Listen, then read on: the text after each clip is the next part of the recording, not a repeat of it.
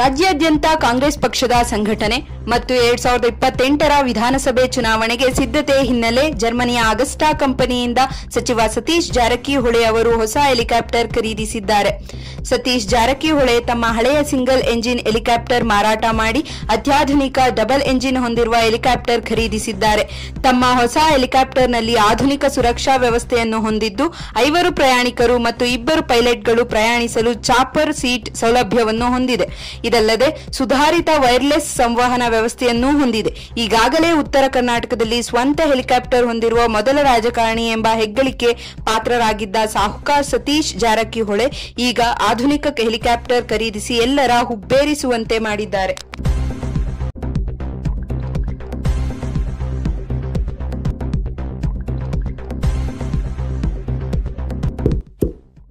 ಇಂತಹ ಇನ್ನಷ್ಟು ವಿಡಿಯೋಗಳಿಗಾಗಿ ಲೈಕ್ ಮಾಡಿ, ಫಾಲೋ ಮಾಡಿ, ಶೇರ್ ಮಾಡಿ.